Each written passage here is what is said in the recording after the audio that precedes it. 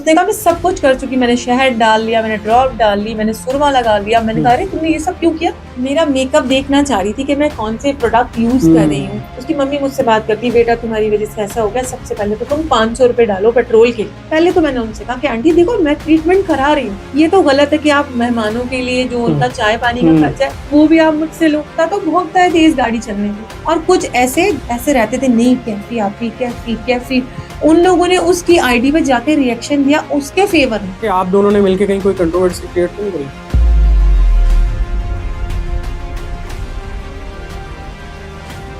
Beauty industry यानी चकाचौंध की दुनिया, जहां पे अक्सर हम लोग ग्लैमरस लाइफ देखते हैं, एक ऐसी जिंदगी जहां पर लोग सजना संवरना पसंद करते हैं और अपने आप को निखारने के लिए जाते हैं।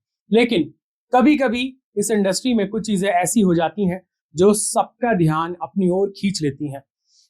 मैं बात कर रहा हूं आज के दौर के जो मेकअप आर्टिस्ट हैं, जो स्टूडियो चल रहे हैं, वहाँ पे किस तरीके से काम होता है, किस तरीके से जो आर्टिस्ट होते हैं उनको हायर किया जाता है और शूट्स होते हैं बाकायदा, जो आप तक फिर बाद में एक तैयार शक्ल में पहुंचते हैं। लेकिन हाल ही में एक घटना ऐसी हुई और कुछ इंटरनेट पर एक वीडियो काफ़ी वायरल हुई कि एक लड़की है, उन्होंने आंखों पे पट्टी बांध रखी है और उन्होंने एक मेकअप आर्टिस्ट पर यह आरोप लगाया कि उनकी वजह से उनकी आंखें खराब हो गई, उनकी वजह से उनका करियर खराब हो गया और भी ना जाने कितना कुछ।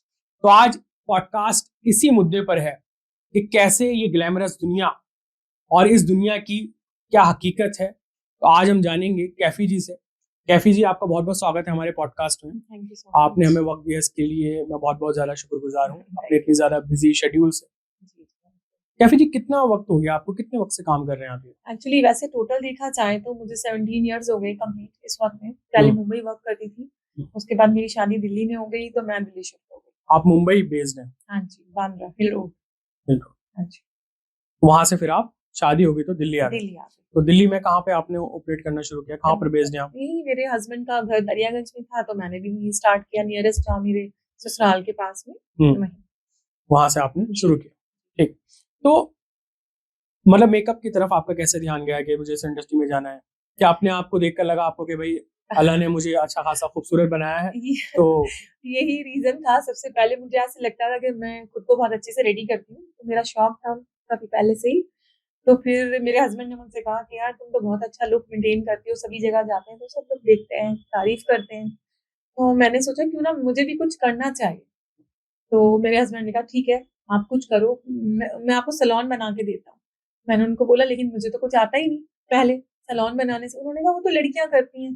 तो फिर मेरे एक भाई थे, कजिन मेरे, उन्होंने कहा नहीं कैफी आप पहले आप सीखो देन आप बनाओ। पहले मैंने सीखा, मैं दुबई गई एटलायर से। उन्होंने मेरे जो कजिन उन्होंने मुझे मशवरा दिया कि आप दुबई जाओ के वहां से कोर्स को, एटलायर से मैंने वहां से 4 मंथ्स का कोर्स किया। Hair, beauty, nail, skin, makeup and all, skin analyse सब कुछ मैंने वहां से सीखा। उसके बाद आके मैंने सब कुछ स्टार्ट किया यहाँ पर। हाँ। इसके अलावा क्या बनना चाहते थे आप, अगर मान लीजिए इस तरफ नहीं आती हैं आप, क्योंकि आपने बाद में कोर्स किया, वो भी शादी के बाद आप कर रही हैं कोर्स वगैरह सब? ओके। उसके अलावा क्या बनना चाहती थी आप? उसके अलावा मुझे अपने हस्बैंड की गर्लफ्रेंड और वाइफ ही बनना। जी हाँ, और कोई स्पेशल शौक नहीं है मेरा। वैसे हाँ, मैं फिटनेस लवर हूँ अपने लिए, और मैंने एक टाइम पे एरोबिक्स एंड ज़ुम्बा क्लासेस भी ली हैं। शौक बताओ, कोई नीड के लिए नहीं। जी।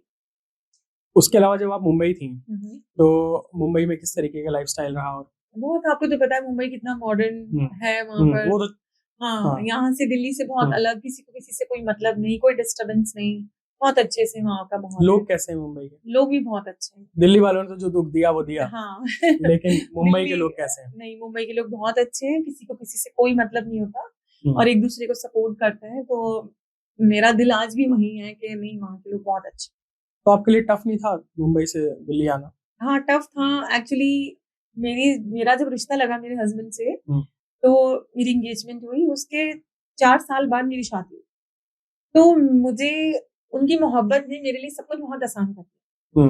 तो मुझे फिर कुछ फर्क नहीं पड़ा कि मुझे दिल्ली रहना है या मुंबई रहना है। बस जो वो कहते थे मुझे अच्छा लगता था। मैं सोचती थी बस इनका साथ होना चाहिए। ऐसा नहीं है, बाद में उन्होंने मेरे लिए मुंबई भी शिफ्ट किया, बट मैं देखती थी कि वो अपने पेरेंट्स के साथ खुश थे। तो मैंने कहा कोई बात नहीं, मेरे जो दादाजी थे और मेरे हस्बैंड के जो फादर थे वो आपस में थोड़ा सा उनका एक दोस्ती थी, फैमिली रिलेशन था कुछ, तो वही आपस में रिश्ता आया इस तरह से, भाई ये लड़की पसंद है हमें आपकी है। तो उस वक्त तो मुझे कोई वो नहीं था, प्लान नहीं था, मैं 11th में थी, तो मेरा कोई प्लान था ही नहीं कि मुझे शादी करनी है, कुछ मेरे पेरेंट्स को भी नहीं था, लेकिन मेरी लुक अच्छी थी, बहुत रिश्ते आते रहते थे इस तरह से, लेकिन वो लोग बहुत खानदानी थे। आज भी बहुत सारी चीजें ऐसी, तो वो बहुत खानदानी थे। मेरे घर वालों ने यही देखा कि ये खानदानी लोग हैं, तो हमें अच्छा रिश्ता देर नहीं करना चाहिए। तो इसी तरह से रिश्ता लग गया। फिर कुछ टाइम निकला, कुछ होता है, आपको पता है कोई रिश्ता लग जाता है तो उसके बाद कुछ बातें ऐसी हो जाती हैं, लोग इधर से कुछ कहते हैं, उधर से कुछ कहते हैं, कर देते हैं। तो फिर मेरे पेरेंट्स ने कहा नहीं यार, अब हमें कहीं और देखना चाहिए, हम बैक करते हैं। लेकिन वहां फिर ये होता है कि एक लड़की के दिल में किसी फर्स्ट टाइम किसी के लिए कोई बात आ जाती है तो फिर वो बस उसी में हो जाती है, खो जाती है उसमें। तो ऐसे ही करके फिर मैंने कहा नहीं, अब मुझे यही करना है। जबकि ऐसा नहीं है कि हम लोग कभी मिलते भी नहीं थे, हमारे घर का माहौल बहुत स्ट्रिक्ट था। ठीक है, कभी मेरी बर्थडे हुई तो मैं अपनी सिस्टर के साथ जाती थी वहां पर सेलिब्रेट करने के लिए, या उनका बर्थडे था तो भी मेरी सिस्टर साथ जाती थी, हम कभी अकेले नहीं गए। तो फिर 4 साल के बाद हमारी फिर शादी हो गई, और मतलब बहुत टाइम वेट, डर लगता था, हम बहुत दुआएं करते थे, वो भी कहते थे अभी नहीं यार, हो जानी चाहिए। फिर बहरहाल हमारी शादी हो गई, माशाल्लाह हमारे घर वाले मान गए आपस में। 4 साल बाद शादी हो गई, फिर बस वही। बहुत कम एज में हुई फिर आपकी शादी? बहुत कम, मत पूछिए काफी कम में हो गई। काफी कम, क्योंकि आपने कहा 11th स्टैंडर्ड में थी आप, और फिर 4 साल बाद हुई, तो यानी अगर आप पढ़ाई और पूरी करती तो ग्रेजुएशन ही होती वो शायद। मेरी पढ़ाई वहाँ ही रुक गई थी, बाकी मैंने ओपन से क्लासेस आगे बढ़ाया था थोड़ा सा, बट फिर यही होता है, किड्स होते हैं, सब चीजें फैमिली में सब कुछ खत्म हो जाता है। लेकिन मेरे हस्बैंड ने मेरे अंदर ये चीज जिंदा रखी, उन्होंने मेरे जो सारे शौक थे उसको आगे बढ़ाया। उन्होंने मतलब मेरा बहुत ज्यादा, मैं कैसे बताऊं कि मतलब उन्होंने मुझे इतना सपोर्ट किया। अगर मैं आज यहाँ हूँ, अगर मेरा ये नाम है, सब मुझे जानते हैं कि कैफी है, सैलून है, एक मेकअप आर्टिस्ट है, मेरी तारीफ करते हैं, तो उसका सारा रिगार्ड मैं अपने हस्बैंड को। अगर उनका सपोर्ट नहीं होता, वो नहीं चाहते कि वो मुझसे कहते नहीं तुम मेरे पेरेंट्स को देखो, तुम अपने बच्चों को देखो, घर देखो, तुम काम देखो, तो मैं कुछ नहीं कर पाती। मैंने कोर्स शादी के बाद ही किया, तो उनके सपोर्ट से, सब कुछ उनके सपोर्ट से। नहीं तो मुझे नहीं लगता था कि आज मैं इस स्टैंडर्ड पे पहुंची हूँ, अपने पैरों पे खड़ी हूँ, मुझे कितनी सेटिस्फेक्शन होती है। आज वो नहीं है, मेरे फादर भी नहीं है, मुझे कौन सपोर्ट करेगा।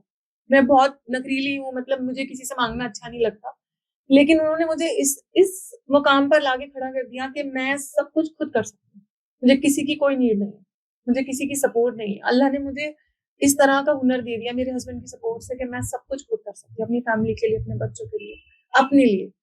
मुझे किसी की कोई जरूरत नहीं।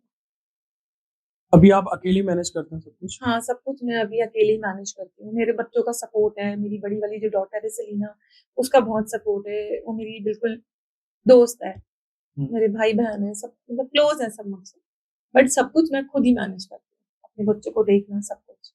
और मैंने कहा ना आपको, मुझे उन्होंने इस तरह से बना दिया, कहते हैं ना, किसी चीज को किसी कोयले से निकाल के उन्होंने मुझे एक हीरा तराशा।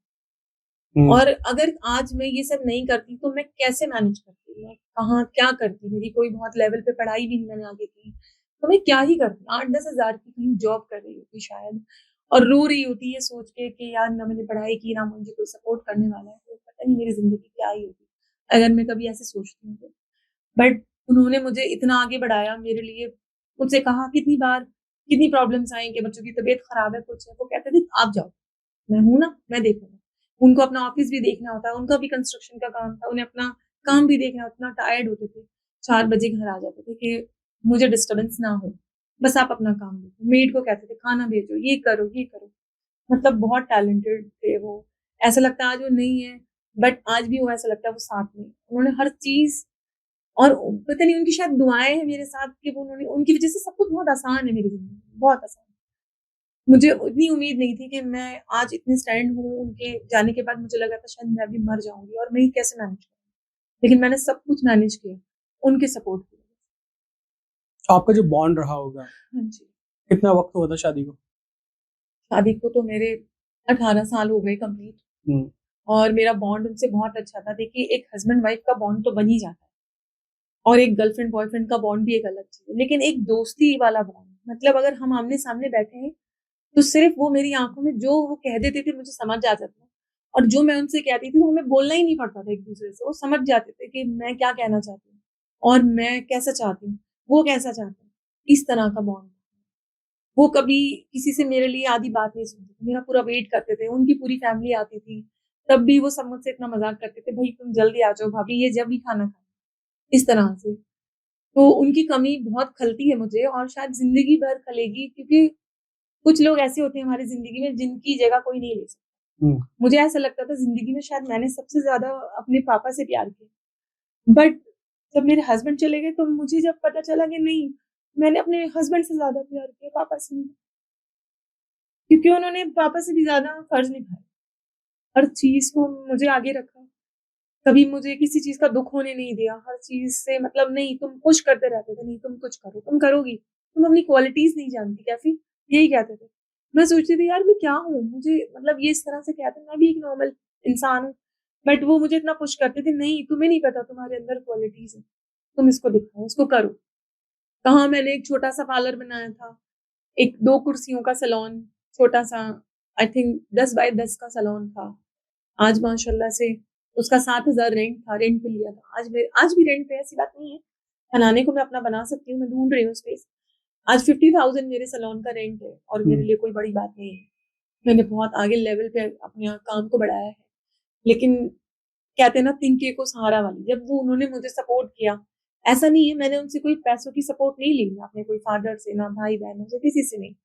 मैंने उनसे एक वो सपोर्ट ले ली जिससे कि उन्होंने एक बच्चे को होता है ना गिर रहा है ना इसे गिरने दो, सिर्फ बोल के उठा, इस तरह से। हुँ। और आज मैं अपने पैरों पे खड़ी हूँ, सारी चीज़ें चल रही हैं, कोई कमी नहीं। अच्छा खा रहे हैं, पी रहे हैं, घूम रहे हैं, बच्चों को देख रहे हैं, तो ये सब उन्हीं का सपोर्ट दुबई जाना आपके लिए ईज़ी था? आप अकेले गए थे कोर्स करने? है। मेरी वहाँ पर रिलेशन के लोग हैं काफ़ी, जैसे जो मेरे हस्बैंड की फूफी की बेटी हैं, वो रहती थी वहाँ पर और मेरी सगी खाला भी रहती थी वहाँ पर, तो हुँ। मैं उनके घर रहती थी। फिर ये हुआ वहाँ पर भी कुछ टाइम मैं अनकंफर्टेबल हुई तो फिर मैंने होटल में रही, बाकी के 1 महीने लास्ट। और मेरे बच्चे वहाँ मुझे इतनी प्रॉब्लम मतलब मुझे इतनी याद आती थी हस्बैंड की, बच्चों की और मैं जब उनसे फ़ोन पे कहती थी, वो कहते थे नहीं, तुम्हें कुछ करना है, तुम्हें कुछ हुँ। बनना है। हुँ। आप बिलीव करें, मैंने 14 लाख रुपए की ज्वेलरी बेची थी उस टाइम। वहाँ 14 लाख खर्च किए, कोर्स किया, थोड़े हुँ। पैसे बचा के भी लाए। हुँ। लेकिन उस टाइम हमारे एरिया में किसी का कोई सैलून नहीं था, कोई हुँ। नाम नहीं था। जब मैंने सैलून बनाया, बहुत छोटा-सा सैलून था, 2 चेयर का, फिर भी 10 लोग मेरे 2 साइड ओपन था, 10 लोग इधर खड़े रहते थे वेटिंग में और 10 इधर। और मुझे ये याद है कि 4-5 महीने में वो हुँ। 14 लाख रुपए मैंने वापस इकट्ठे कर लिए। सिर्फ 4-5 महीने में, मेरा हुँ। काम इतना अच्छा था। मेरी नीयत बहुत साफ है और साफ ही रहती है, मुझे कभी किसी से मतलब ये प्रॉब्लम ही नहीं होती। मैं अपनी दुनिया में रहती हूँ, मेरी एक छोटी-सी दुनिया है, मैं उसमें रहती हूँ, अपनी फैमिली, अपने फ्रेंड्स के साथ। कौन क्या कर रहा है मुझे कुछ पता नहीं। हुँ। बस मैं किसी का बिगाड़ने में नहीं रहती, अपने को बनाने में रहती हूँ। बस यही मेरी ज़िंदगी रही, ऐसा लग रहा था बहुत बड़ा सफ़र था, लेकिन इतनी जल्दी मेरे हस्बैंड चले गए, इतने सो यंग। उनकी एज सिर्फ 42 थी जब उनकी डेथ हुई ब्रेन हुँ। हेमरेज से। Too young. वेरी उनको बस ये था, हम लोग समझ ही नहीं पाए। जब तक हम कुछ समझते कि उन्हें क्या हुआ, उससे पहले वो हमसे दूर चले गए।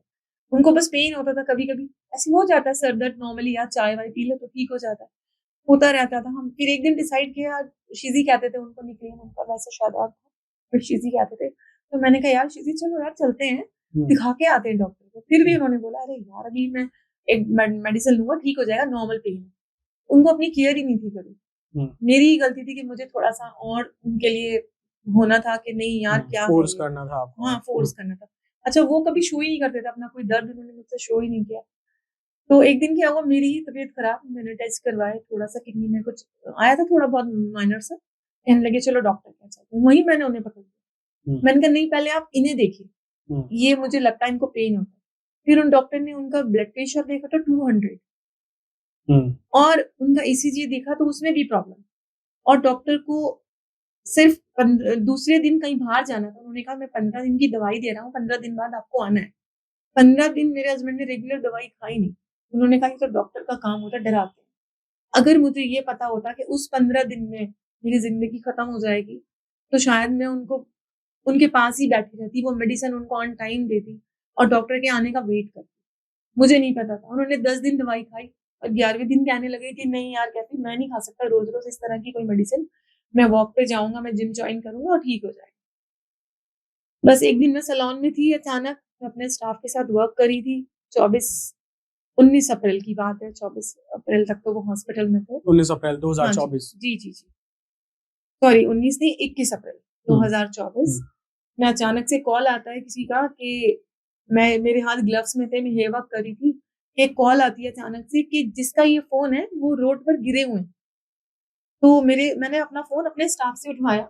उन्होंने कहा, "आप ही कोई ऐसे बोल रहा है?" मैंने कहा, "हाँ।" मैंने कहा, "मज़ाक कर रहे हैं लगता है मुझसे। लाओ फ़ोन दो।" मैंने ग्लव्स उतारा, मैंने फ़ोन पिक किया। कहने लगी, "मैडम जल्दी आ जाइए, जिसका ये फ़ोन है उनको बहुत वॉमिट हो गई और वो रोड पर है।" उसकी आवाज़ बहुत सीरियस थी, मैं डर गई। मैंने फटाफट काम छोड़ा और अपने स्टाफ से कहा, "तुम लोग देखो, मुझे जाना पड़ेगा।" वो इत्तेफ़ाक से स्कूटी मैंने नीचे ही लगाई हुई थी, मैं फ़ौरन बैठी। इतनी देर में मुझे 4 कॉल आ गई क्योंकि मेरे जो हस्बैंड हैं, उनके फ्रेंड्स भी उनसे मिलने वाले थे। तो वो अजमेरी गेट पे मेट्रो स्टेशन है, न्यू दिल्ली रेलवे स्टेशन। वो लोग वहाँ सब पिक हुए और वहाँ पर जब मैं पहुँची उससे पहले उनके फ्रेंड्स की कॉल आ गए कि भाभी आप कहाँ हो? जल्दी आओ। इनका ना वन साइड काम नहीं कर रहा है। बस मुझे पता है कि मैंने कैसे-कैसे 2-3 बार मेरा एक्सीडेंट होते-होते बच गया। मेरा दिल बिल्कुल बैठ गया था कि ये कुछ सच है या मैं कोई सपना देख रही हूँ। जैसे-तैसे मैं वहाँ पहुँची, उन्हें देखा मैंने। उनकी आँखों में वो मुझे देख रहे थे। वो कुछ कहना चाह रहे थे, मैं समझ रही थी कि मैंने उनको हिम्मत दी। मैंने कहा, "नहीं यार कुछ नहीं हुआ, क्यों परेशान हो रहे हो यार?" कभी-कभी हम दोनों दोस्त थे तो हम तू-तू से बोलते। मैंने कहा, "तू पागल है, तू परेशान मत हो, मैं हूँ ना, कुछ नहीं होगा तुझे। और बेवकूफ़ है यार तू, क्यों तेरी तबीयत, अगर सर दर्द था नहीं जाना था तुझको।" हम लोग बहुत क्लोज़ फ्रेंड थे, इसी तरह से बात भी करते थे वहाँ पर। फिर लेके मैं किसी बड़े हॉस्पिटल जाती, लेकिन किसी ने मुझे कहा कि इनको वन साइड पैरालाइज़ हुआ है, सबसे पहले आप इरविन नियरेस्ट है, इनको वहाँ लेके जाओ। हम लोग वहाँ लेके गए। अब मैं यहाँ क्या ही कहूँ कि मतलब वहाँ पर तो उनका कुछ हो ही नहीं रहा था। लेकिन मुझे ये लगा कि अगर मैं 1 मिनट के लिए कहीं और लेकर गई तो शायद इन्हें कुछ हो ना जाए। हमने वहाँ 3 घंटे बर्बाद किए, कभी कुछ कराना, अल्ट्रासाउंड है, एक्स-रे, ये वो, हमने 3 घंटे वहाँ बर्बाद किए। अच्छा, हॉस्पिटल जाने से पहले बाहर स्ट्रेचर पे मेरे हस्बैंड को लिटाया और उन्होंने मुझसे कहा, "मुझे पानी पिलाओ।" तो मैंने बहुत चिल्लाई, हाथ जोड़े, "जल्दी से इनको प्लीज़ पानी ला के दो।" उन्होंने पानी पिलाया और फिर वो माँ मुझे उन्होंने उनकी ज़बान से बोला नहीं जा रहा था, लेकिन उन्होंने मुझे बोला, "कैफ़ी" मेरा हाथ पकड़ के, "इन्ना लिल्लाहि व इन्ना इलैहि राजिऊन पढ़ो।" तो मैं बहुत रोई वहाँ पर और मैंने उनसे बोला कि, "नहीं यार ऐसे मत बोलो तुम, कि नहीं तुम ठीक हो जाओगे बस।" और वो बस आखिरी उनकी आवाज़ थी मेरे कानों में, मैंने ये सुना अपने कानों से, वो आखिरी बार उन्होंने मुझे देखा। उसके बाद उन्होंने अपनी आइज़ बंद कर ली, फिर हम अंदर गए, ट्रीटमेंट कराया, सब कुछ कराया। रात को 3 बजे हम उनको, जब हमें लगा यहाँ पर अच्छे से सर्विसेज़ नहीं है, कोई नहीं सुन रहा है ठीक से, तो हम उनको बीएल कपूर मैक्स लेके चले गए। फिर 2-3 दिन उन्होंने वहाँ पर वेंटिलेटर पे रखा। वेंटिलेटर पे मेरे भाई ने, सबने कहा कि नहीं आप ही कुछ नहीं बचा है। शादाब भाई की डेथ हो चुकी है, तो मत समझो ये पागल बना रहे हैं हॉस्पिटल वाले, हो चुका है, हो चुका है।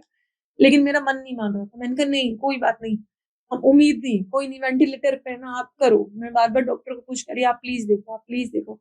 अच्छा, वहाँ कुछ अच्छे डॉक्टर्स भी थे, जूनियर डॉक्टर्स, वो अंदर मुझे कह रहे हैं, मेरी आँखों में आँखें डाल के, कि आप उम्मीद मत रखिए। वो कहना चाह रहे थे मुझसे कि नहीं है कुछ।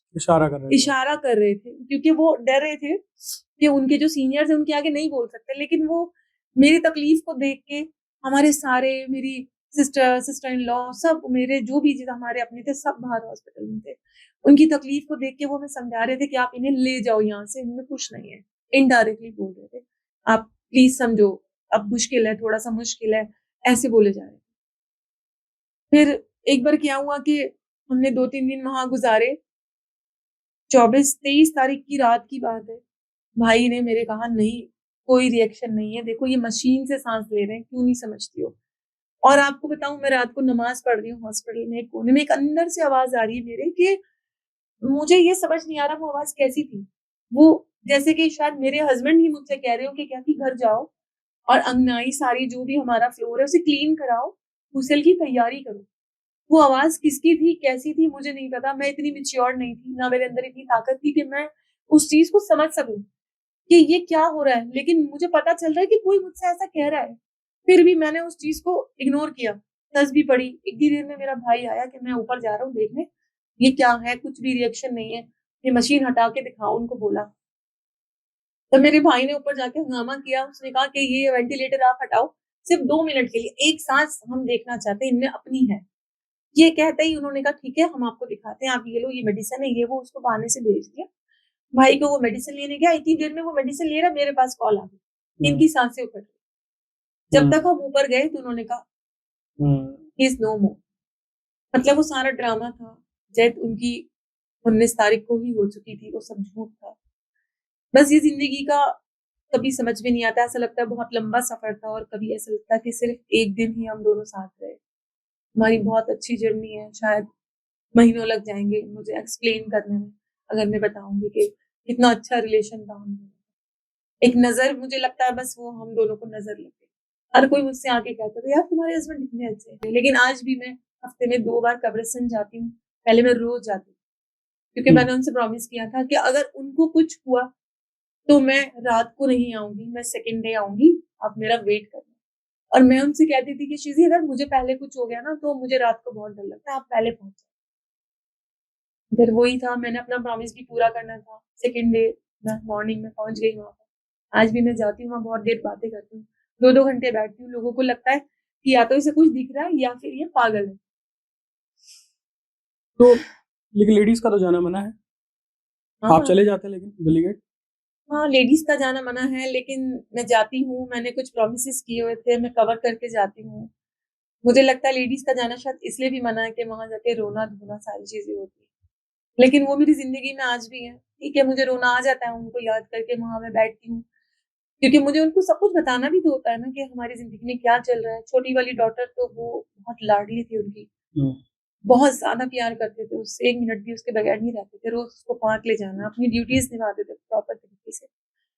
तो मुझे सारी बातें बतानी होती थी उनको कि देखो आज ये हुआ, जिसने ऐसा किया उसने वैसा किया, इसकी ये चीज है, सारा डिस्कस, कौन आया कौन गया, क्या खाना खाया, सब कुछ। जब भी मैं अक्सर जाती थी लोग देखते थे शायद ये पागल हो गई है या तो ये पागल है, डर जाते थे। किसी कोई कोई तो डर जाता था मुझे देख के कि ये किससे बातें कर रही है बैठ के, इसको जरूर कुछ दिखता है। अब भी मेरा है शेड्यूल, फ्राइडे में मॉर्निंग में जाती हूँ, एक बार मंडे जाती हूँ, एक बार फ्राइडे जाती अब भी जाते हूँ। हैं अब भी जाती हूँ, ऐसे ही जाऊंगी, क्योंकि ऐसा अकेला तो नहीं छोड़ सकती। मुझे पता है वो अल्लाह के उसमें है, लेकिन फिर भी जो मेरा मन कहता है कि नहीं मुझे जाना चाहिए। और आपको पता है एक बार क्या हुआ, इतनी ज्यादा बारिश थी, मैं फ्राइडे नहीं गई, तो फ्राइडे नाइट मुझे उनका सपना ही आ गया कि तुम कहाँ रह गई फौरन। अब भी ऐसा होता है कि कभी कोई बारिश है या कोई इमरजेंसी ऐसी होगी कि मैं एक दिन लेट हो गई, तो उनका सपना आना ही आना। उनकी कनेक्शन मुझे नहीं पता, ऐसा सभी के साथ होता है जिनके भी चले गए हस्बैंड, लेकिन इस तरह से है। अगर मैं नहीं गई तो वहां से शिकायत आती है कि कहाँ हो। दुनिया ने क्या किया उनके जाने के बाद आपके साथ? दुनिया के बहुत सारे रूप देखे, बहुत सारे अपने थे जिन्होंने बहुत मुझे क्योंकि सपोर्ट शौहर भी किया। सरपरस्त होता है। हाँ, बहुत सारे लोगों ने कोशिश की, बट मेरे हस्बैंड ने मुझे बहुत स्ट्रांग बना दिया था। अपने साथ रहते रहते मुझे सिखाया दुनिया में कि नहीं, फर्स्ट टाइम में अगर कोई ऐसा कहता है तो उसको ये जवाब देना। उन्होंने मुझे बहुत स्ट्रांग बनाया। मैंने कहा ना कि मुझे ऐसा लगता था कि मैं अपने पापा से ज्यादा प्यार करती हूँ, लेकिन मेरे हस्बैंड के जाने के बाद मुझे ये पता चला कि मैं पापा से ज्यादा अपने हस्बैंड से प्यार, क्योंकि उनमें सभी कुछ था। उसमें मेरा बॉयफ्रेंड भी था, मेरा पति था, मेरा दोस्त था, सब कुछ था। तो बस दुनिया ने बहुत कोशिश की, लेकिन मेरे बच्चे मेरे साथ थे, मुझे सपोर्ट किया उन्होंने। और जैसे ही मैं थोड़ा सा टूट जाती थी तो मेरे बच्चे आके आगे खड़े हो जाते थे, खबरदार जो मेरी मम्मी से इस तरह से किसी ने बात। मेरे बहुत सारे ऐसे लोग थे जिन्होंने, जो मेरे हस्बैंड के सामने बोल नहीं पाते थे, बोलना नहीं चाहते थे, बोल नहीं सकते थे, उन्होंने वो सब कोशिशें की। लेकिन फिर उन्होंने देखा कि नहीं भाई ये तो स्ट्रांग है।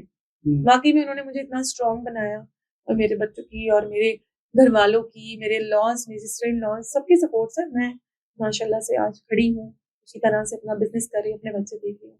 हाँ, शीज़े की कमी तो हस्बैंड की कभी पूरी हो ही नहीं सकती।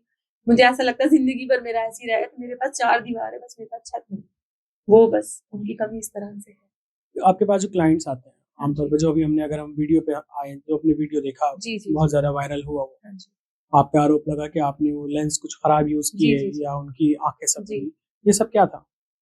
ये कैसा था, एक लड़की थी, मैं नाम नहीं लूं तो बेटर है, मेरे ख्याल से मुझे नाम नहीं लेना चाहिए, बट लोग जानते हैं, जानते ही हैं सब उनको। हम्म। फर्स्ट ऑफ ऑल तो देखिए, ये आपने मुझे यहाँ बुलाया और इस तरह के क्वेश्चन है, तो मुझे इस चीज से फर्क पड़ रहा है। नहीं तो मेरा एक और भी रूप है, मैं बहुत सॉफ्ट हार्टेड हूँ, लेकिन मैं बहुत स्ट्रांग भी हूँ। मैंने उस लड़की की किसी बात का रिएक्शन इसलिए नहीं दिया क्योंकि मुझे ऐसा लगता है कि जब गाड़ी तेज चलती है, तो आपने देखा होगा रोड पे जब गाड़ी तेज चलती है तो जो कुत्ते होते हैं सारे आसपास के, वो भौंकना शुरू कर देते हैं, गाड़ी के पीछे जाने लग जाते हैं। लेकिन जो गाड़ी के अंदर होता है, उससे कुछ भी फर्क नहीं पड़ता, क्योंकि उसे तो पता है कि कुत्ते हैं, भौंक रहे हैं, उनका तो काम है भौंकना। ऐसे ही मेरा भी है। तो मुझे उसकी बकवास से कुछ भी फर्क नहीं पड़ा, उसने जो भी बोला मुझे अच्छा बुरा, लेकिन हाँ, उसके कुछ वर्ड्स इस तरह के थे जो मुझे बहुत हर्ट हुआ। तो मैं उम्मीद नहीं करती थी कि एक लड़की होके उसे ये मुझसे बोलना चाहिए। चलिए खैर, आपने ये पूछा कि ये सब क्या था, तो मैं आपको एक बात बताती हूँ कि 2.5 महीने पहले एक लड़की हमारे पास ऐसे आई, प्रोफेशनल नहीं थी, ठीक है कोई बात नहीं, हमें उससे अच्छा फेस था, हमने कहा चलो बुला लेते हैं। उसके काफी मैसेजेस आए, मेरे पास सारा रिकॉर्ड है कि आप प्लीज मुझे बुलाओ बुलाओ, कब बुलाओगी, क्योंकि हमारे पास तो इतनी लड़कियों के मैसेजेस आते हैं, तो हमें लगता है कि हाँ ठीक है, और मेरी लाइफ पर्सनल लाइफ बच्चों के साथ थोड़ा बिजी भी रहती हूँ, अपने बच्चों को भी देखना होता है। लेकिन फिर उसके कहने पे मैंने एक दिन बुला लिया उसको, चलो बेटा तुम आ जाओ। उसने मुझे कहा हाँ हाँ ये मैं चार्ज करूंगी। मैंने उसको बोला भाई मैं तो अभी तक, मेरी इतनी बड़ी अच्छी अच्छी हैं फ्रेंड्स हैं, मैंने कभी पे नहीं किया उनको, मैं उनका भी नहीं नाम ले रही हूँ, तो वो इतने प्रोफेशनल, इतने बड़े लेवल में, मैंने उन्हें भी पे नहीं किया। लेकिन उसने कहा कि मेरे फादर जो है वो अपाहिज हैं और मेरे घर में कोई कमाने वाला नहीं है, मैं एक सिंगल बेटी हूँ, औलाद कोई दूसरी नहीं है, मेरा कोई भाई सिंगल चाइल्ड है, सिंगल चाइल्ड। तो मैंने कहा ठीक है चलो कोई बात नहीं, मैंने उसके इस दर्द को समझ के, चल ठीक है कोई बात नहीं, उसने कहा मुझे आप 1500 दे देना, मैंने कहा चल बेटा कोई बात नहीं तू आ जा। वो आ गई, 12 बजे तक हमारे पास आई। उससे पहले भी ना वो एक लेंस वेयर करी हुई थी उस, और ठीक है चलो करी थी नहीं करी थी, वो अभी कहती है वीडियो में कि मैंने नहीं किया था, ठीक है मैं उसकी बात बड़ी करती हूँ। उसने लेंस नहीं वेयर किया, उसने, अब वो हमारे पास 12 बजे आ रही, मेहंदी लग रही है, सारी चीजें हो रही है, सारी प्रॉपर तैयारियां होती हैं सारी। उसके बाद हमने उसको लेंस लगाए, उसने बहुत अच्छे से, उसने जब मैंने उसे लेंस लगाया, उसकी आईज के ऊपर हैवी मेकअप था हमारा, तो उसने मुझे बोला, कहने लगी आप ही मुझे ना ये वो एक्चुअली उसने कुछ मुझे शिकायत नहीं की, वो क्या कर रही थी, बार बार मेरा मेकअप देखना चाह रही थी कि मैं कौन से प्रोडक्ट यूज कर रही हूँ। वो बार बार उठ रही है और मेरी वैनिटी को देखते जा रही है। जैसे मैं कोई चीज लगाने लगूं, और देखो कोई भी मेकअप आर्टिस्ट होती है, ठीक है वो अपने स्टूडेंट्स को सिखाएगी, वहां तक तो ठीक है, बट वहां तक सब ठीक है, बट वो क्या कर रही थी कि बार बार यही चीज करे जा रही, आईज ओपन करे जा रही। तो मैंने उसको बोला कि नहीं बेटा ये मत करो, थोड़ा प्रोफेशनलिज्म दिखाओ, आप एज अ मॉडल हो, काम करने दो मुझे मेरा। कहने लगी ओके आप। उसके बाद मेकअप हुआ, हेयर स्टाइल हुआ, ड्रेसिंग एंड ऑल, सारा कैमरामैन आया, बहुत अच्छे से शूट हुआ, कहीं कोई शिकायत नहीं थी उसकी। मेरे पास आज भी मेरे जो कैमरा रिकॉर्डिंग है वो 4 मंथ्स रहता है, और इस वारदात को अभी सिर्फ 2.5 महीने हुआ, मेरे पास सारी रिकॉर्डिंग मैंने सब निकाली हुई है। वो तो मैंने आपको कहा ना कि मुझे कुछ भी फर्क नहीं पड़ता, गाड़ी चलती है तो कुत्ते तो भौंकते ही, तो मुझे फर्क नहीं पड़ता, लेकिन अगर जब जरूरत पड़ेगी, रॉ फुटेज है आपके पास, सब कुछ है मेरे पास, उसकी सारी रिकॉर्डिंग है, सब कुछ है। तो खैर सारा शूट हो गया, सब हो गया, उसके बाद क्या होता है, वो अपने घर सारा मूव करके चली जाती है। सेकेंड डे उसका मेरे पास एक मैसेज आता है, आप ही मेरी ना आईज में रेडनेस हो रही है, ये हो रही है। तो मैंने उसको बोला अरे बेटा तुम एक काम करो ना, आई ड्रॉप डाल लो, कोई सी हो जाती है, हम भी लगाते हैं लेंस सभी को, मैंने तो घर में नहीं बनाए लेंस, अगर उसको लगा के रेड हुए। और बात उसके लेंस की, मैं ये मानती हूँ कोई भी मेकअप आर्टिस्ट को जो भी लेंस वेयर करते हैं, ये जो वनडे लेंसेज होता है, ये थोड़ा सा ज्यादा टाइम रेड हो जाता है, रेड हो जाता है। तो उसने क्या किया, किसी के कहने पे, वो जो सुरमा नहीं होता आईज की रोशनी बढ़ाने वाले, ये जो ऐसे यामी सुरमे होते हैं, वो लगा लिया बहरहाल उसने। और मुझे बताती है, मैंने उसको बोला आई ड्रॉप, अरे आप ही मैं सब कुछ कर चुकी, मेरे पास ये भी रिकॉर्डिंग। उसने कहा मैं सब कुछ कर चुकी, मैंने शहद डाल लिया, मैंने ड्रॉप डाल ली, मैंने सुरमा लगा लिया। मैंने कहा अरे तुमने ये सब क्यों किया, तुम नॉर्मल डालती, कोई आई ड्रॉप नहीं लेती, नॉर्मल केमिस्ट से मंगा लेती। नहीं अब मैं क्या करूं, मेरे बहुत ये हो रहा है वो हो रहा है। मैंने कहा कोई बात नहीं, तुम रेस्ट करो, आई ड्रॉप डालो। मैंने अभी सीरियस नहीं लिया उस दिन उसको, तो मुझे लगा आई ड्रॉप डालेंगे ठीक हो जाएगा। बहरहाल वो उस दिन वो भी चुप हो गई, मैं भी। सेकेंड डे क्या करती है वो, उसने मेरी एक कंप्लेंट की, मेरे पास पुलिस स्टेशन से फोन आया कि ऐसे ऐसे करके इन्होंने कंप्लेंट की है और आप इनको देखो क्या प्रॉब्लम है। मैंने कहा नहीं नहीं मैं देखूंगी, अगर ऐसी कोई सीरियस प्रॉब्लम मैं देखूंगी। मैंने उसको कॉल किया, अरे बेटा तुम वहां तक पहुंच गई, ऐसी क्या बात थी, तुम्हारा क्या ज्यादा आईज में प्रॉब्लम आ गई? कहने लगी हाँ आप ही ऐसा ऐसा है। फिर मेरे एक नोन में सबसे बड़ी बात, जो उसने अपने एक वीडियो वायरल किया, ग्रीन कलर की आईज दिख रही है, वो एक लेजर लाइट है आई को टेस्ट करने के लिए, आईज की प्रॉब्लम को देखने के लिए। वो एक लाइट जा रही थी उसकी आईज में, उसने उसका वीडियो बनवा लिया। ऐसा था नहीं। खैर सारी रिकॉर्डिंग, आप मुझसे हर चीज की एक एक रिकॉर्डिंग, एक एक मैंने जो पैसा दिया, मैंने जो उसका इलाज कराया, सब कुछ है मेरे पास। आप कहेंगे तो मैं कुछ वॉइस यहाँ पे सुना सकती हूँ। सेकेंड डे उसका, फिर मैंने उसको बोला कि तुम्हें वहां जाने की क्या जरूरत है, अगर कोई प्रॉब्लम है बेटा, अगर तुम्हें, मुझे खुद नहीं पता था कि शायद उसको ज्यादा तकलीफ हो रही है। मैंने कहा तुम मुझे तो कहती। उसने मुझे कहा हाँ अभी। मैंने कहा कोई बात नहीं। मैंने अपने किसी नोन में किसी से बात की, मेरा एक कोई कजिन है जानने वाला, उसने कहा कि कैफी इनको ना तुम शौराब भेजो, वहाँ हमारे जानने वाले हैं, वहाँ इनका वीआईपी ट्रीटमेंट होगा, अच्छे से होगा। जब किसी को अगर कोई प्रॉब्लम हो रही है तो क्लाइंट दूसरे को भी होता नहीं यार मेरा अच्छे से करा रहे हैं। जबकि बात बहुत छोटी सी थी, उसने राई का पहाड़ बनाया, कोई बात नहीं, हमने उसे भेजा। उसके वहां से कॉल आता है, अभी उसकी मम्मी मुझसे बात करती, बेटा तुम्हारी वजह से ऐसा हो गया, सबसे पहले तो तुम 500 रुपए डालो पेट्रोल के लिए, पेट्रोल के लिए पैसे डालो, ठीक है। तो मैंने वो पैसे डाले उनको, वो 500 रुपीज उन्होंने पेट्रोल करा। फिर मैंने उनसे वहां, मैं कंटिन्यू सारे काम को छोड़ के मैंने उससे कंटिन्यू से बात की, उसका वहां पर अपॉइंटमेंट लिया, अपॉइंटमेंट भी उसको सेंड करा कि देखो तुम्हारा ये अपॉइंटमेंट इतने बजे का, तुम वहां जाओ और अपना अच्छे से ट्रीटमेंट कराओ। उसके बाद उसने मुझे दवाई के लिए वो स्कैनर भेजा, मैंने ये दवाई लेनी है, डॉक्टर ने जो जो कहा मैंने वो सब दिया उसको। फिर इसी तरह से फिर 2 दिन बाद उसका फोन आता है, अभी मेरे घर में ना, उसकी मम्मी का फोन आता है कि मेरी मम्मी, मेरे घर में गेस्ट आ गए। मम्मी कहती है हमारे घर में गेस्ट आए हैं और आपकी वजह से इतना खर्चा हो रहा है, हमारी तो हैसियत नहीं है, मेरे हस्बैंड तो व्हील चेयर पे विकलांग है वो, और ये मेरी एक लौती बच्ची है कि यही कमाती है, शूट वूट करके हम कहाँ से करेंगे। तो मैंने उनको बोला, पहले तो मैंने उनसे कहा कि आंटी देखो मैं ट्रीटमेंट करा रही हूँ, ये तो गलत है कि आप मेहमानों के लिए जो उनका चाय पानी का खर्चा है वो भी आप मुझसे लो, तो ये तो गलत है। कहने लगी अब बताओ ये तो आपकी वजह से हुआ, ये ना होता तो कैसे हमारे मेहमान आते। मैंने कहा आप तो अजीब ही बात कर रही हैं, अगर अल्लाह को कोई हादसा करना होता, मेरा थोड़ा टाइम पहले मेरा पैर मुड़ गया था, तो भी मेरी दवाइयां ये वो हो जाती हैं चीजें, तो बहरहाल कोई बात नहीं। ठीक है, सैलून में मेरे 3500 रुपए कैश पड़े थे, वो मांग 6000 रही थी मुझसे कि अपने 2-3 दिन से मेहमान आए, 6000 रुपए खर्च हुए थे। कोई बात नहीं, मेरे सैलून में उस वक्त कैश कम था, 3500 पड़े थे, मैं तो थी नहीं, मेरा स्टाफ था। तो मैंने उसने बताया आप ही ऐसे ऐसे करके वो भैया आए। मैंने कहा कितना पड़ा है? उसने कहा 3500 पड़े, ये 6000 मांग रहे। मैंने कहा कोई बात नहीं, इनसे कहो जो 3500 ही ले जाओ, कोई बात नहीं, नहीं है हमारे पास। ये क्या क्या उनको भेज दिया मैंने। फिर बाहर जाके उसका फोन आया, जब मैंने नहीं उठाया, मैंने कहा यार ये कोई तरीका तो नहीं बनता, ट्रीटमेंट तो मैं करा रही हूँ ना, अब तुम मेहमानों का भी मुझसे मांगो। फिर भी कोई बात नहीं, चलो वो चला गया। उसके बाद फिर से 2 दिन बाद 3 दिन बाद उसके मैसेज आते हैं, अभी मैं फिर डॉक्टर के जाऊँ, फिर वही पेट्रोल के पैसे। मैंने कहा तुम जो खर्चा हो रहा है कर लो। मैंने जो जो हॉस्पिटल के अंदर ये मुझे जो स्कैनर भेज रहे थे वो सारा मैं ही ऑनलाइन पे कर रही थी, उसकी सारी डिटेल्स है मेरे पास। ऐसे करके पे हुआ, 10 दिन के अंदर अंदर सब कुछ नॉर्मल हो गया, ये ठीक हो गई। इसकी वो वीडियोस ने मुझे भेजी, देखो अभी मैं थोड़ी बेटर हूँ। अभी वो वीडियो है आपके पास? वो वीडियो है, वो पिक्चर है मेरे पास, सारी डिटेल्स हैं, सारी वॉइस है।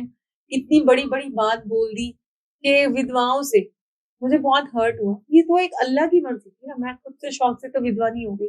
कहानी पूरी सुनी मैंने इसलिए कि जब कोई आप आके आपको फिर इस तरीके से बोलता है। मैंने आपसे क्या कहा कि मुझे सबसे पहले तो फर्क नहीं पड़ा इस बात से कि कुत्ता भौंकता है जब गाड़ी तेज चलती है, होता है ये सब तो कॉमन सी बात है, मुझे ऐसे छोटे मोटे लोगों से फर्क नहीं पड़ता। बहरहाल प्रॉब्लम ये थी कि ठीक है, मेरा फर्ज ये बनता था कि चलो वो मेरे सैलून से ही गई थी, उसकी आईज में जो भी हुआ मैंने बताया, मैंने उसका पूरा ट्रीटमेंट कराया। उसके बाद उसकी डिमांड मेरे पास आती है कि हमने कुछ कर्जा लेके आपके आने से 1 दिन पहले हमने किसी और डॉक्टर के अभी दिखाया, उसने कहा कि तुम्हारी आंख का ऑपरेशन होगा, और अभी भी मुझे ब्लर दिखता है। आने से 1 दिन पहले? मतलब 1 दिन बीच में जब मैंने उससे कहा था, आई मीन टू से शूट के सेकंड डे, जब मैंने उससे कहा तुम आई ड्रॉप वगैरह डालो, अभी कुछ मत करो, ठीक हो जाएगा, उस दिन मैंने इस चीज को थोड़ा सा इग्नोर कर दिया। मैंने कहा पहले मैं देखूं तो कि सच में पैसा खर्च हुआ है या नहीं। मैंने कहा तुम ये बात ना हम बाद में करेंगे, पहले तुम अपनी आंख ठीक कर। फिर बाद में इतना टाइम निकल गया, 10 दिन में ये बिल्कुल ओके हो गई। अब मैंने इनको कह दिया था कोई बात नहीं, जो तुम्हारा खर्चा हुआ है मैं दूंगी, वो मैं दूंगी, कोई प्रॉब्लम नहीं। अब एक बात बताओ, हमें क्या होता है कि यार कोई हम पर उंगली उठाए, ठीक है, तो हमारे लिए कोई बड़ी बात नहीं है, माशाल्लाह बहुत अच्छी अर्निंग है, मैं बहुत अच्छे लेवल पर हूँ, तो कुछ भी मुझे फर्क नहीं पड़ा। मैंने कहा अब क्या होता है, इस बात को 2.5 महीने बीत गए। 2.5 महीने के बाद वो लड़की क्या करती है कि मेरा एक वीडियो डाला हुआ उसने, मुझे लोग भेजते हैं, कैफी आपकी देखना इसने कैसा वीडियो डाला है, कैसा डाला है। जब तुमने मुझसे पैसा भी ले लिया, मैंने तुम्हारा ट्रीटमेंट भी करवा दिया, तुम ठीक हो, तुम और जगह शूट कर रही हो, वो सारी वीडियो इसी की जो भी फ्रेंड सर्कल में और मॉडल्स है वो मुझे भेजती हैं कि देखो आप ये झूठ बोल बोल के आपसे इसने इतना पैसा लिया और ये तो शूट करिए जगह जगह। लड़की इतनी चालाक थी कि अपनी आईडी पे शूट डालती ही नहीं, लेकिन जो मेकअप आर्टिस्ट उसको बुलाते हैं वो तो डालेंगे ना। उन्होंने पैसा खर्च किया, रेंट पे ज्वेलरी आती है, ड्रेस आती है, कैमरामैन आता है, वो तो डालेंगे। उन्होंने वीडियो डाला तो वो सारी इसी के साथ रहने वाली, उन्हें वो मुझे वीडियोस भेजे, देखो अभी इसने 1 हफ्ते पहले शूट किया है कहीं पिंक ड्रेस में, वो भी मैंने सब डेट एंड डिटेल्स के साथ सब कुछ रखा अपने पास। मैं चुप रही, कोई बात नहीं कोई बात नहीं, लेकिन जब बात हद से ज्यादा हो गई तो उसने उसको स्टोरी लगाया, फिर मुझे आया गुस्सा। मैंने वो उठा के अपनी स्टोरी पे लगाया कि ये लड़की फेक है, क्योंकि वो मुझे ब्लैकमेल कर रही थी। वो ये कहना चाहती थी, वो लड़का मुझे कॉल करके कह रहा था, व्हाट्सएप कॉल करते थे, तो 1-2 बार तो मैंने व्हाट्सएप कॉल को दूसरे फोन से रिकॉर्ड कर लिया, वो सारी रिकॉर्डिंग्स मैं आपको सुनाऊंगी। तो वो मुझसे कहता है आपको नहीं पता उसकी तो अभी भी एक आंख से ब्लर दिखता है। मैंने कहा एक बात बताओ, अभी 1 हफ्ते पहले शूट किया उसने, प्रॉपर लेंस पहने, वो इतनी चोरबाजी वहां कर रही है, तो मुझे तो नहीं लग रहा है इसकी आईज ब्लर भी है जरा सी भी, या इसको कोई तकलीफ है। ये कह के मैंने कहा मैं अब और कोई पैसा नहीं दूंगी आप लोगों को, अब मुझे दोबारा कॉल नहीं करना। ये कहते ही भाई मैंने सुबह ये बात की है, शाम को मेरी वीडियोस लगनी शुरू हो जाती है एक के बाद एक कि हम विधवाओं से पैसे लेंगे। क्या प्रेशर बना रहे थे आप पे? मुझ पे प्रेशर बना रहे थे, मुझे ये कहना चाह रहे थे इनडायरेक्टली कि देखो फिर क्या फायदा, ये बातें निकलती हैं इधर उधर पहुंचती हैं। उनका कहने का मकसद था कि आपका नाम हम खराब कर सकते हैं। हाँ, लेकिन अल्लाह का शुक्र है मैं इतने सारे लोगों से मिलती हूँ, मैं इतने टाइम से 16-17 साल से अपने इस एरिया में बैठी हुई हूँ, तो मुझे इस चीज की फिक्र नहीं थी। लेकिन फिर भी क्या होता है थोड़ा सा कि छोड़ो यार क्या करना ये सब, छोड़ो चलो ठीक है दे दो। मैंने भी 1 मिनट के लिए सोचा चलो क्या करूं, ये इतनी बदतमीजी उठा के दे दूंगी पैसे, लेकिन स्ट्रिक्टली मैंने बोला लड़की को एक से कहना दोबारा यहाँ मत आना। फिर भी उसने, जैसे मैंने उसको थोड़ा इंसल्ट किया कि तुम यहाँ दोबारा मत आना, तो उसकी इंसल्ट उसको बर्दाश्त नहीं हुई, उस लड़की ने मेरी उल्टी सीधी वीडियो डालनी शुरू कर दी। उसने वीडियो में कहा, मैंने एक ही वीडियो देखी जब उसने यूज किया विधवा, तो यार मुझे वहां बहुत हर्ट हुआ इंसानियत के नाम पर कि कोई ऐसा वर्ड कैसे यूज कर सकता। तुम अगर ठीक थी अपनी जगह और मैंने तुम्हारे साथ कुछ बुरा किया था, तुम 4 लोग लेके अपने बड़े मेरे पास आती, मेरी शिकायत करती, मैं तुम्हारी नहीं सुनती, तुम पुलिस स्टेशन जाती जिससे तुम पहले गई थी। ये होता है तरीका, इस तरह से होना चाहिए। तुम मुझे किस तरह के वर्ड्स यूज कर रही हो, मुझे बहुत हर्ट हुआ। खैर एक वीडियो हो गई, मैं चुप हो गई, कुछ नहीं कहा मैंने।